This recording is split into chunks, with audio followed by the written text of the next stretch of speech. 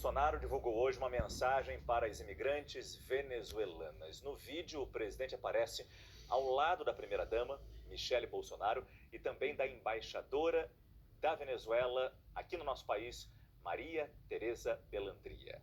A mensagem tenta conter a repercussão da declaração do presidente na semana passada numa entrevista a um podcast. Naquela entrevista, o candidato à reeleição, Jair Bolsonaro, afirmou que encontrou venezuelanas e pintou um clima. O presidente ainda disse que elas estariam arrumadinhas para ganhar a vida. Hoje, o vídeo do presidente tinha a intenção de se desculpar e nós vamos vê-lo agora. Prezadas irmãs e irmãos venezuelanos, estamos indignados com as últimas ações de alguns militantes de esquerda que, sem nenhum pudor, estão pressionando mulheres venezuelanas a fim de obterem vantagem política nesse momento. Mesmo depois da decisão do TSE, tomada em função da mentira que vinha sendo vinculada sobre minha pessoa, esses inomináveis agora dirigem seus ataques contra essas mulheres. As palavras que eu disse refletiram uma preocupação da minha parte no sentido de evitar qualquer tipo de exploração de mulheres que estavam vulneráveis. A dúvida e a preocupação levantadas foram quase que imediatamente esclarecidas à época pela nossa ministra da Mulher, Damares Alves, que foi ao local e constatou que as mulheres citadas na live eram trabalhadoras. Minha esposa Michelle, a senadora eleita Damares e a embaixadora da Venezuela estiveram hoje com essas senhoras, prestaram seu apoio e constataram que elas estão reconstruindo suas vidas no Brasil. Elas, inclusive, ajudam outras venezuelanas refugiadas a encontrarem uma profissão e melhor se integrarem à nossa sociedade. Se as minhas palavras, que, por má fé, foram tiradas de contexto, de alguma forma foram mal entendidas ou provocaram algum constrangimento às nossas irmãs venezuelanas, peço desculpas, já que meu compromisso sempre foi o de melhor acolher e atender a todos que fogem de ditaduras pelo mundo. E a Operação Acolhida é o melhor programa de atenção aos migrantes e refugiados da América Latina. Hoje, moram em nosso país mais de 375 mil venezuelanos. Como um país cristão, devemos acolher ao próximo. A nossa nação cuida e abraça a todos. Agradecemos especialmente a nossa querida embaixadora da Venezuela, Maria Tereza Bellandria, pelo seu excelente trabalho.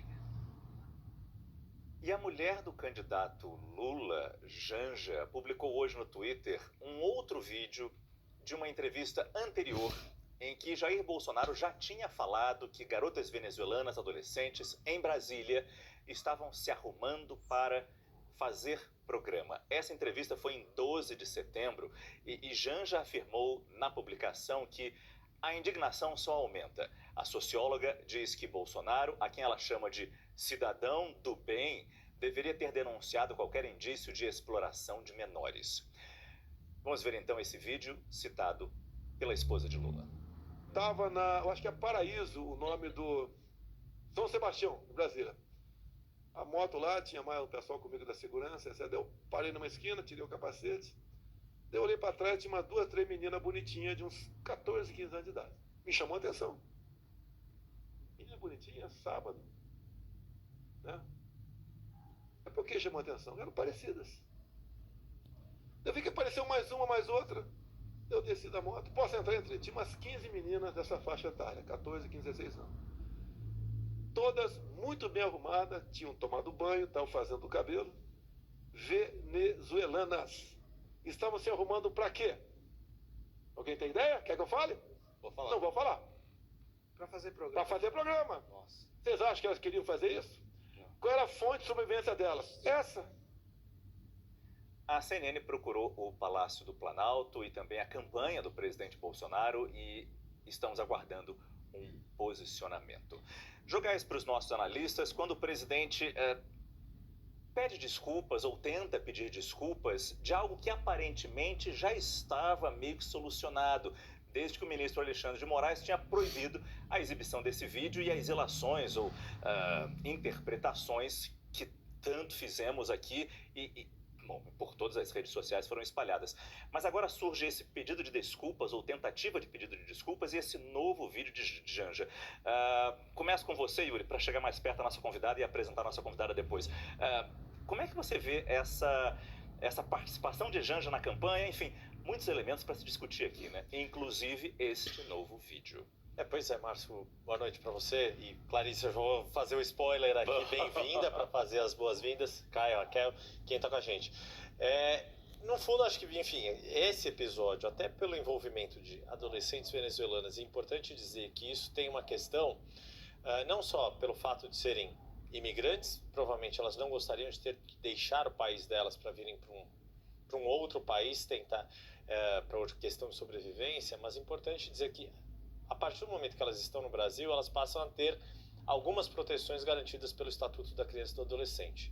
E aí, o que eu quero dizer com isso? Está se atribuindo a adolescentes coisas que elas não fazem, ou pelo menos que não ficou constatado, pelo que disse o presidente Jair Bolsonaro, ao ter no primeiro vídeo, nessa explicação de hoje, só que agora vem esse segundo vídeo, já se fala de um terceiro momento em que o presidente fez esse relato de algo que, se existiu, não ficou comprovado, então não teria por que depois ele dizer algo que não existiu, ou se existia, por que não foi averiguado a fundo. Mas aparentemente as informações que estão disponíveis nesse momento é que não há nenhum caso de exploração de adolescente venezuelana nessa comunidade que foi referida pelo presidente. E aí, ao envolver jovens, e aí passar a envolver as respectivas mulheres, Michele Bolsonaro e Janja da Silva, a coisa vai ganhando um volume ali de mais um retrato de uma campanha que vai entrando em questões morais e fundamentais de um jeito muito perigoso, e que quem mais perde não é nem o eleitor brasileiro e nem nenhuma das candidaturas. São essas pessoas que são citadas como se elas não fossem pessoas, como se elas não fossem jovens que estão tentando ter a vida delas num país diferente do que elas nasceram e estão submetidas a essa disputa política entre dois candidatos. A Clarissa Oliveira, que o Yuri já fez as apresentações, ela é da revista Veja, participa do nosso pool de debates aqui nestas eleições, aqui da CNN, e é com muito prazer que a gente recebe. Muito obrigado pela sua presença com a gente. Imagino que o dia não seja fácil, mas você arranja um tempo para estar com a gente, dividir suas informações e principalmente sua análise. Como é que você está vendo este momento da campanha, especificamente nestes vídeos recém-divulgados, Clarissa? Bom, primeiro, boa noite, né, boa tarde, boa noite, né, Márcio, Yuri, Caio e Raquel e a todo mundo que está assistindo a gente. Eu enxergo, aí você comentou agora há pouco, falando sobre esse movimento do presidente Jair Bolsonaro em reacender, em tese, uma questão que já estaria mais ou menos solucionada, mas aí eu acho que a atitude do presidente tem todo sentido a partir do momento em que a campanha do PT está deixando muito claro que não vai deixar esse assunto esfriar. Em várias frentes. Primeiro, mesmo se não tivesse esse segundo vídeo? Mesmo sem o segundo vídeo, porque qual é a avaliação que a equipe jurídica da campanha do ex-presidente Lula está fazendo nesse momento nos bastidores? É a de que a decisão da justiça, que em tese foi entendida como proibição de veiculação do vídeo, na verdade tinha a ver com a associação da fala do presidente Jair Bolsonaro ao crime de pedofilia. Então haveria aí um elemento que pudesse ser ainda explorado, ou seja, o vídeo em si não estaria proibido. O que estaria proibido seria associar o movimento de Bolsonaro, a fala de Bolsonaro, ao crime de pedofilia. Mas existe todo o histórico do presidente Jair Bolsonaro em tratar a questão das mulheres. Daí vem, então, o novo plano, já reformulado pela campanha do ex-presidente Lula, de explorar com mais ênfase a questão do tratamento que Jair Bolsonaro dá historicamente às mulheres. Ou seja, de partir do princípio que meninas venezuelanas que estavam se arrumando para sair ou qualquer coisa, automaticamente estavam, então, a caminho da prostituição.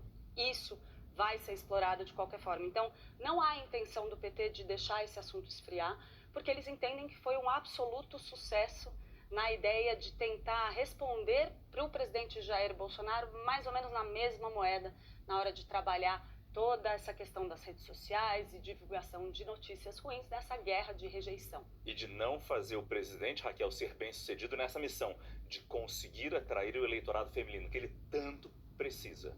Então, Márcio, a minha apuração vai exatamente no sentido da Clarissa. Boa noite a todos, boa noite, Clarissa, querida, muito bem-vinda.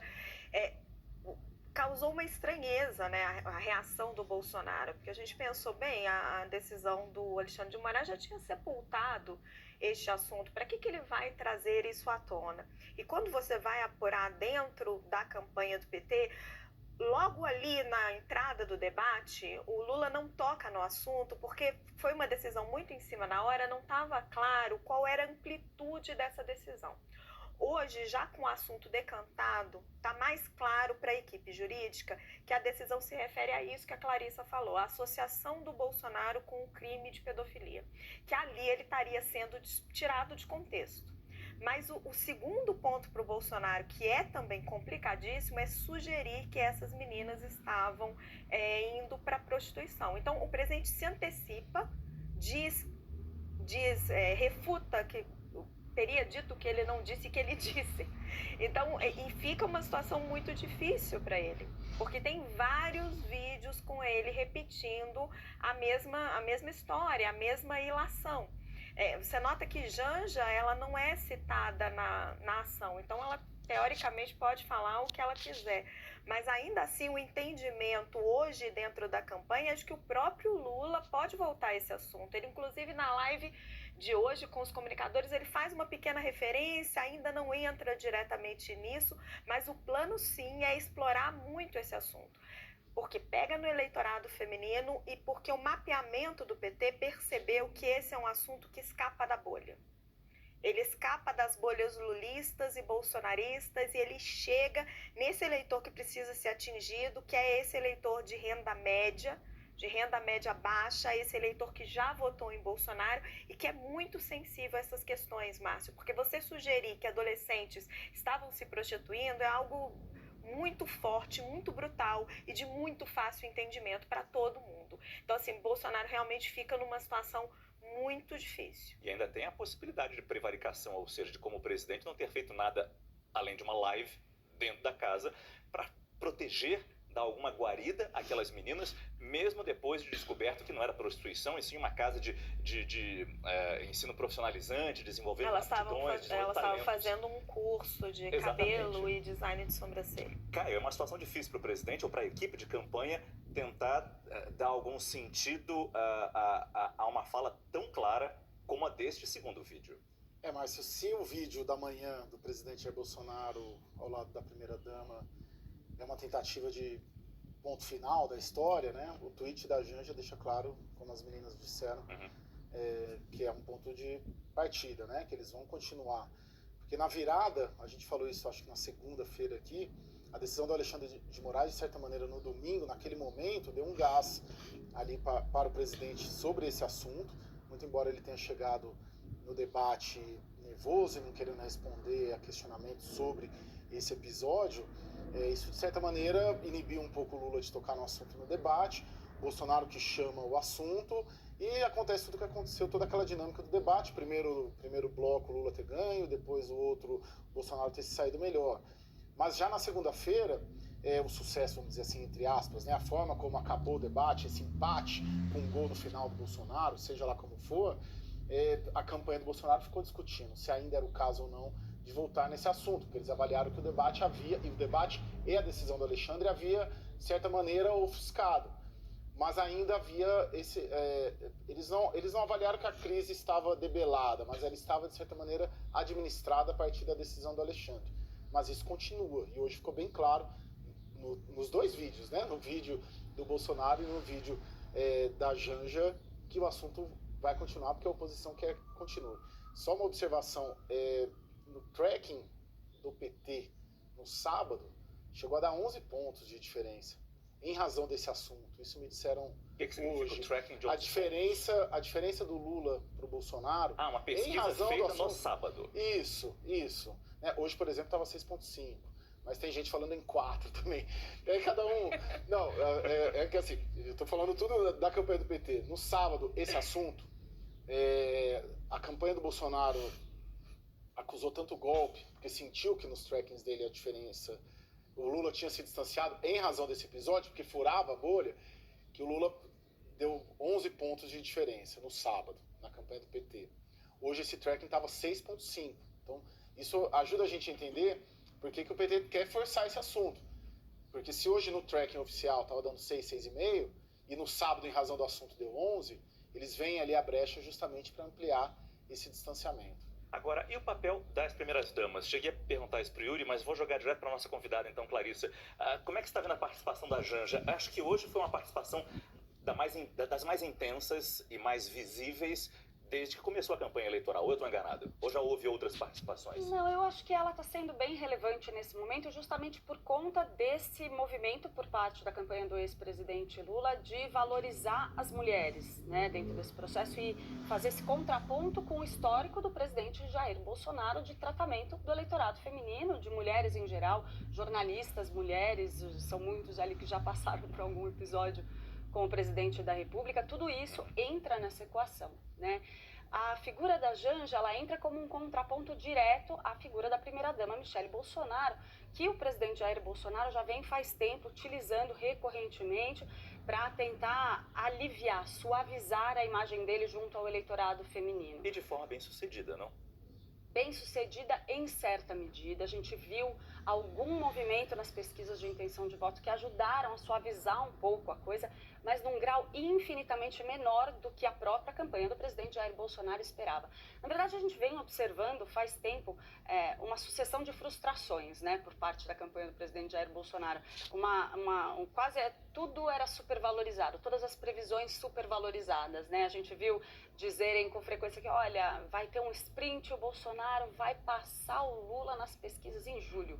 Julho é o mês, ele vai passar. E aí, de julho em diante, a gente viu isso acontecer sucessivamente. A única exceção foi no eleitorado evangélico. Mas a gente tem que lembrar que todo esse episódio relacionado a essas meninas venezuelanas mexe inclusive com esse eleitorado conservador que apoia o presidente Jair Bolsonaro. É um eleitorado muito chave, onde Bolsonaro entende que ele está bem consolidado.